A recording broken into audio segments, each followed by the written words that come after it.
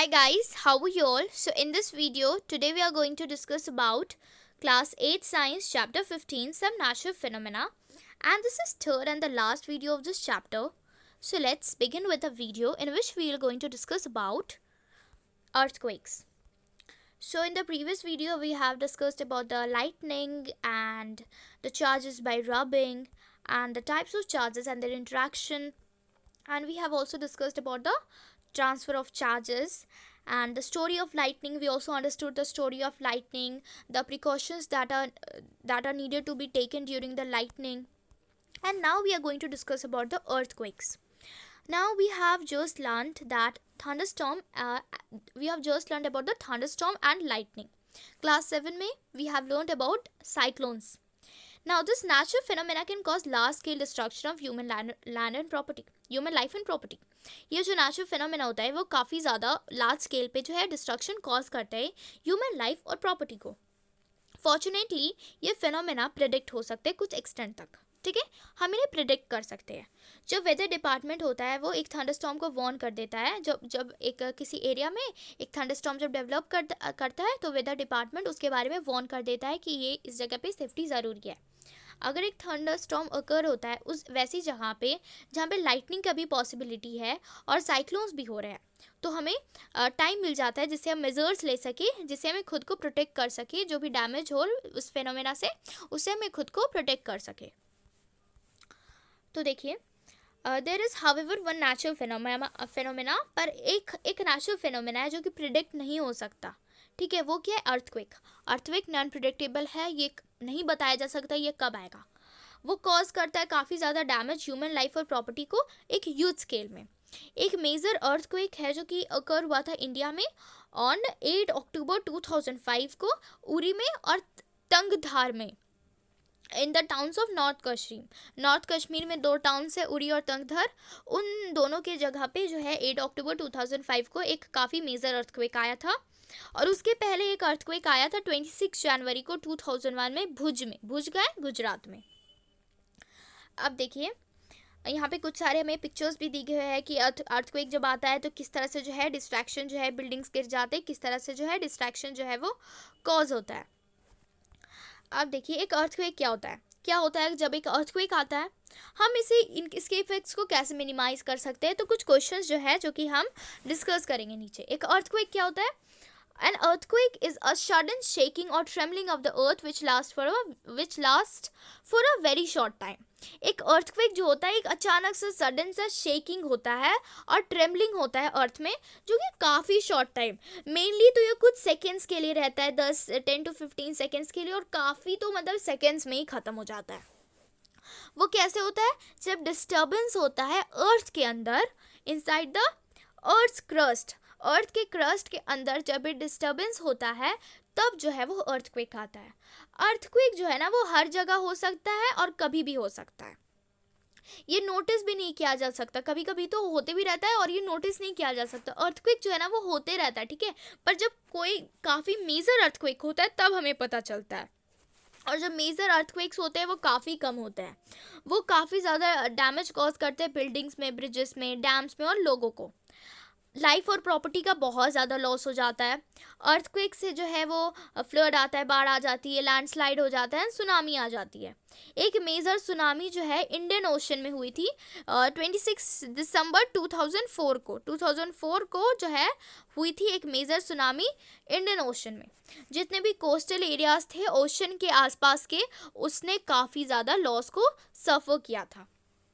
Okay, सो यहाँ पे देखिए, अब है व्हाट कॉजेज एन अर्थक्वेक. एक अर्थक्वेक किस वजह से होता है? देखिए यहाँ पे बूझो क्या बोल रहा है. मेरी दादी ने मुझे बताया कि जो अर्थ है वो एक हॉर्न ऑफ ए बुल, एक बड़ा सा बुल है, उसके जो सींग है उस पर बैलेंस की हुई है, और जब जो बुल है वो हिलता है और दूसरे हॉर्न को हिलाता है तब जो अर्थक्वेक होता है. ऐसा ट्रू है? No no no no no, this kind of myths are not true.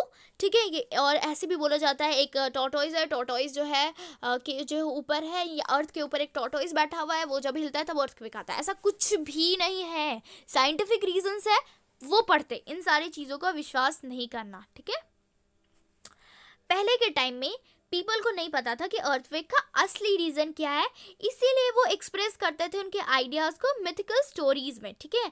जैसे कि एक बूझो की दादी ने बताई, ऐसे ही कुछ सारे जो मिथ्स थे वो बहुत सारे वर्ल्ड के पार्ट्स में प्रिविलेंट होते थे। अब देखिए, अब एक डिस्टर्बेंस कैसे होता है अर्थ के अंदर। हमें पता है कि जो ट्रेमर्स होता है वो कॉज होता है by the disturbance deep down inside the upper most layer of the earth called the crust. अब हमें पता है कि जितना भी इस टाइप का जो ट्रेमर्स होता है वो तभी होता है जब जो अर्थ के क्रस्ट में कुछ डिस्टर्बेंस होता है। ये सबसे ऊपर वाला लेयर होता है जो जहाँ पे मर्ड वगैरह जो सब कुछ होता है, ठीक है। तो देखिए जो हमारा जो अर्थ है, स्ट्रक्चर ऑफ द अर्थ, देखिए सबसे ऊपर वाला लेयर क्या है, हमारा क्रस्ट है, ठीक है। उसके बीच वाला लेयर जो है, ये वाला लेयर, ये हमारा मैंटल है। और फिर कोर, कोर का भी दो पार्ट होता है, एक बीच वाला कोर होता है इनर कोर और बाहर वाला कोर होता है आउटर कोर। तो 3 लेयर है अर्थ का, क्रस्ट, मैंटल और कोर। कोर 2 पार्ट में है, इनर कोर और आउटर कोर, ठीक है। जो आउटर मोस्ट लेयर होता है अर्थ का वो एक पीस में नहीं है, ठीक है, कि पूरे के पूरे अर्थ जो है वो एक पीस में, ऐसा नहीं है। वो टूटा वो फ्रैगमेंटेड है। और हर टूटे हुए एक पार्ट को, हर एक फ्रैगमेंट को हम प्लेट कहते हैं। ये प्लेट जो होते हैं ना वो कंटिन्यूअल मोशन है, यानी कि ये चलते रहते हैं। जब वो एक दूसरे से टकराते हैं या फिर वो एक दूसरे के ऊपर नीचे हो जाते हैं किसी टकराहट की वजह से, तो तब क्या होता है, अर्थ के क्रस्ट में जो है वो डिस्टर्बेंस होता है। ये जो डिस्टर्बेंस होता है जिससे जो है वो अर्थक्वेक आता है। क्या होता है, या तो कोलाइड हो जाए, टकरा जाए। जब कोलाइड होता है तो भी क्या होता है, जो अर्थक्वेक आता है, जब 2 प्लेट जो है तो कोलाइड हो जाता है, या फिर ब्रशिंग पास्ट, एक ऊपर चल जाए, एक प्लेट नीचे चल जाए, ऊपर नीचे हो जाए, तब भी जो हमारा अर्थक्वेक है वो आता है। ओके, सो देखिए, although we know for sure what causes an earthquake, it is not yet possible to predict when and where the next earthquake might occur. अब देखिए, हमें earthquake कैसे होता है ये सब कुछ पता है, और हमें ये भी पता है कि हम earthquake से कैसे बच सकते हैं, पर फिर भी ये साइंटिस्ट प्रिडिक्ट नहीं कर सकते कि कब नेक्स्ट earthquake occur होगा। अब देखिए यहाँ पे बोला, पहली बोल रही है कि उसने कहीं पे पढ़ा था कि जो अर्थ के जो अंदर एक्सप्लोजन्स होते हैं उससे भी जो है वो ट्रेमर्स कॉज होते हैं। अब देखिए, जो ट्रेमर्स होते हैं ना अर्थ पे, वो एक वोल्केनो जब इरप्ट करके, एक वोल्केनो जब फूटता है, या फिर एक जो मेटेरॉइड है वो अर्थ को हिट करता है, बड़ा सा पत्थर जैसे मेटेरॉइड हम बोलते हैं, वो अगर अर्थ को हिट करता है, या फिर जो एक कोई न्यूक्लियर एक्सप्लोजन होता है अर्थ के अंदर, तो इन सारे वजहों से भी जो अर्थक्वेक होता है। सिर्फ प्लेट्स ही नहीं है, कोई वोल्केनो फूटे या फिर कोई मेटेरॉइड हो टकराए अर्थ से, कोई न्यूक्लियर एक्सप्लोजन हो, तो इन सारी चीज़ों से भी अर्थक्वेक होता है। पर देखिए, जो मोस्ट ऑफ द अर्थक्वेक्स होते हैं ना वो तभी होता है जब अर्थ के प्लेट में जो है तो ये वो मूवमेंट होती है, ठीक है। अर्थक्वेक्स जो होते हैं वो कॉज होता है by the movement of plates के मूवमेंट से। अब जो बाउंड्रीज होते हैं ना प्लेट्स के, वो होते हैं वीक जोन्स, जहाँ पे अर्थक्वेक जो होते हैं ना वो ज़्यादातर होते हैं। तो ये देखिए, एक प्लेट है, ये प्लेट का जो बाउंड्री है वो वीक जोन्स, क्योंकि यही जगह तो ज़्यादातर टकराएगा ना किसी से जाके, तो ये वीक जोन्स होते हैं जहाँ पे जो है अर्थक्वेक ज़्यादातर हो सकता है। वीक जोन्स को हम क्या कहते हैं, सेस्मिक या फिर फॉल्ट जोन।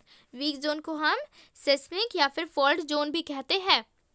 इंडिया में जो इन सारे फॉल्ट जोन्स है या फिर सेस्मिक जोन्स है वो क्या है, कश्मीर है, वेस्टर्न और सेंट्रल हिमालयाज है, पूरा का पूरा नॉर्थ ईस्ट, मणिपुर, मेघालय, मिजोरम, सिक्किम, ये वाला जो एरिया है ना, ये पूरा का पूरा जो है वो सिस्मिक जोन में आता है। यहाँ पे कभी भी अर्थक्वेक आ सकता है।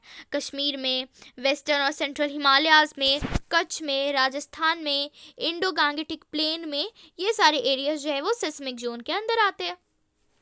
कुछ एरियाज जो होते हैं ना साउथ इंडिया के, वो भी डेंजर जोन के अंदर आते हैं। अब देखिए, यहाँ पे मूवमेंट दिखाया गया है कि अर्थ का प्लेट जो है तो कैसे मूव करते हैं। यहाँ पे यूरेशियन का प्लेट दिखाया गया, तिब्बतन प्लाटू, हिमालय का प्लेट, ठीक है, यहाँ पे इंडियन प्लेट है, तो ये सारा चीज़ जो है हमें दिखाया गया है। जो पावर होता है ना अर्थक्वेक का, वो मैग्नीट्यूड में एक्सप्रेस किया जाता है, ठीक है, किस चीज़ में, मैग्नीट्यूड पे। और जो स्केल होता है उसे हम रिक्टर स्केल कहते हैं, ठीक है, रिक्टर स्केल।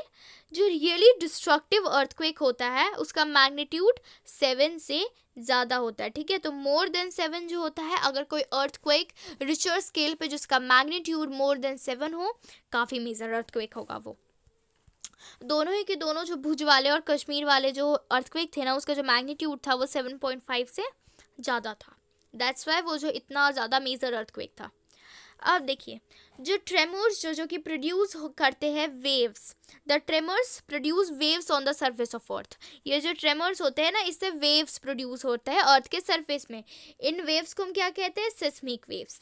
वो वेव्स जो होते हैं वो रिकॉर्ड होते हैं एक इंस्ट्रूमेंट से, जिसे हम सिस्मोग्राफ, सिस्मिक वेव्स एक इंस्ट्रूमेंट से रिकॉर्ड होते हैं, सिस्मोग्राफ।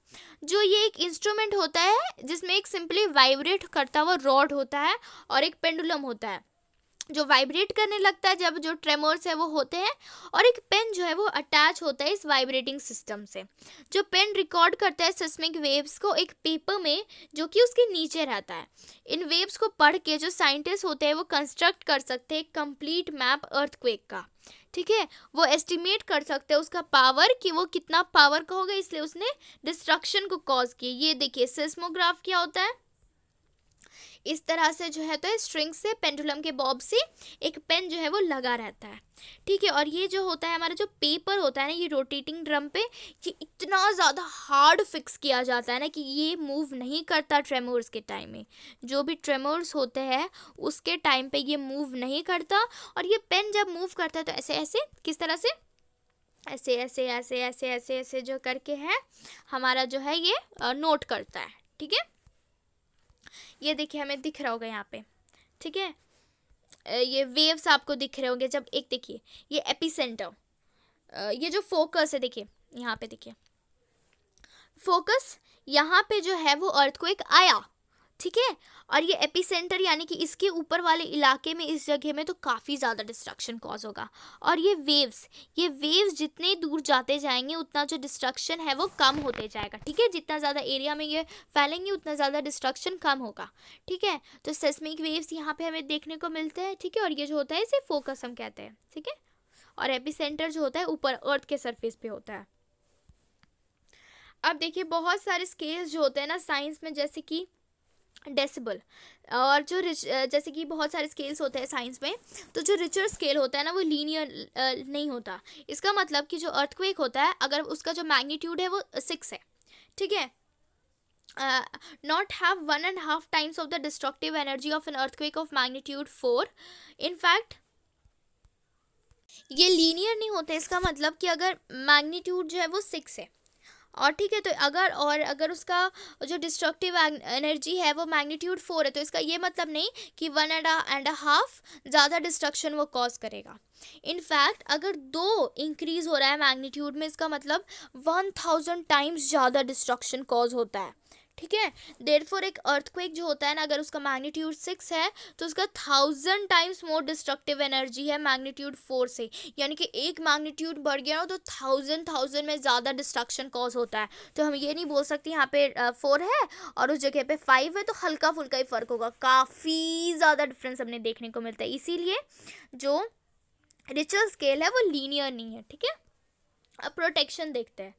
हमें अर्लियर पेजेस से पता है कि अर्थक्वेक तो प्रेडिक्ट हो नहीं सकते, तो हमने ये भी देखा कि वो हाईली डिस्ट्रक्टिव है। इसीलिए ये इम्पोर्टेंट है कि हम कुछ नेसेसरी प्रिकॉशन ले इनसे खुद को बचाने के लिए।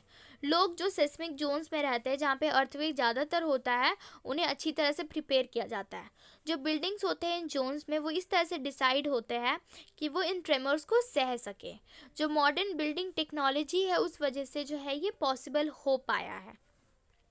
इसीलिए एडवाइजेबल है कि जो स्ट्रक्चर हम बनाए बिल्डिंग का वो क्वैक सेफ हो। मतलब हमें कंसल्ट करना चाहिए क्वालिफाइड आर्किटेक्ट को और स्ट्रक्चरल इंजीनियर्स को घरों को बनाने टाइम। हाईली सेस्मिक एरियाज में जो यूज़ होता है मड या फिर टिम्बर का, वो बेटर है हैवी कंस्ट्रक्शन मटेरियल को यूज़ करने से। ठीक है, रूफ़ को जो होता है हम जितना हल्का रख सके उतना रखें। अगर जो है हमारा घरों का स्ट्रक्चर हो, रूफ़ हो, वो फॉल करे तो जो डैमेज हो वो ज़्यादा ना हो। अगर कोई इंसान उसके अंदर दब भी जाए तो उसे ज़्यादा डैमेज ना कॉज हो, और फिर वापस उसे रिपेयर करने में भी ज़्यादा पैसे ना लगे। ये बेटर है कि जो कबर्ड्स है और शेल्फ्स है वो वॉल में फिक्स हो ताकि वो ईजिली गिरे ना। हमें ध्यान रखना है कि आप कहाँ पे क्लॉक्स को टांगोगे, फोटो फ्रेम्स को, वाटर हीटर्स को, ताकि एक अर्थक्वेक के टाइम पे वो आप ही पे ना गिर जाए, है ना, या और भी लोगों पे ना गिर जाए। अब कुछ बिल्डिंग्स जो है वो कैच कर लेते हैं फायर अर्थक्वेक के वजह से, तो ये नेसेसरी है कि हर बिल्डिंग्स में, स्पेशली जो टॉल बिल्डिंग्स होते हैं, उसमें फायर फाइटिंग इक्विपमेंट होने चाहिए, ठीक है, जो फायर से फाइट कर सके। और है, अब देखिए जो सेंट्रल बिल्डिंग रिसर्च इंस्टीट्यूट है CBRI रुड़की, उसने डेवलप किया है एक क्वैक रेजिस्टेंस हाउसेस को, ठीक है, कैसे क्वैक रेजिस्टेंट हाउसेस को बना सकते हैं ऐसे इवेंट में कि जो एक अर्थवेक है वो स्ट्राइक ना करें, तो हम इन सारे स्टेप्स को ले सकते हैं खुद को प्रोटेक्ट करने के लिए। अब देखिए अगर आप घरों पे हैं तो आप एक टेबल के अंदर शेल्टर रह सकते हैं, और आप वहाँ पे तब तक रह सकते हैं जब तक जो शेकिंग है वो स्टॉप हो जाए। एक टेबल के, मजबूत टेबल के अंदर ले लीजिए ताकि उसके ऊपर कुछ गिरे भी तो आपको चोट ना लगे। लंबी लंबी हैवी ऑब्जेक्ट से दूर रहना चाहिए क्योंकि वो आप पे गिर सकते हैं। अगर आप बेड पे है तो आपको उठना नहीं चाहिए, आपको अपने सर को एक पिलो से कवर करना चाहिए, क्योंकि देखिए अगर हमारे बॉडी पे कोई भी चीज़ जो है वो गिरेगा, ठीक है, बॉडी पे गिरेगा तो ठीक है, हम उससे हमें बच सकते हैं, पर अगर सर पे गिरा तो बहुत सारा, काफ़ी ज़्यादा हमें डैमेज होता है, ठीक है। अब देखिए इफ़ यू आर आउटडोर्स, अगर आप घर के बाहर हो तो आपको एक साफ जगह ढूंढना है, बिल्डिंग से दूर, ट्रीज से और ओवरहेड पावर लाइन से दूर, ठीक है, ग्राउंड में चला जाना है। अगर आप कार और बस में है तो आपको बाहर नहीं आना है, ड्राइवर से पूछना है कि आप उसे ask the driver to drive slowly to a clear spot, driver को बोलना है कि ऐसी एक खाली सी जगह पे, साफ सी जगह पे हमें ले जाओ, और आपको तब तक बाहर नहीं आना जब तक जो पूरे ट्रेमर्स है वो स्टॉप ना हो जाए, ठीक है। हमारा जो चैप्टर है वो कंप्लीट होता है। Thank you for watching this video, ठीक है, थैंक यू।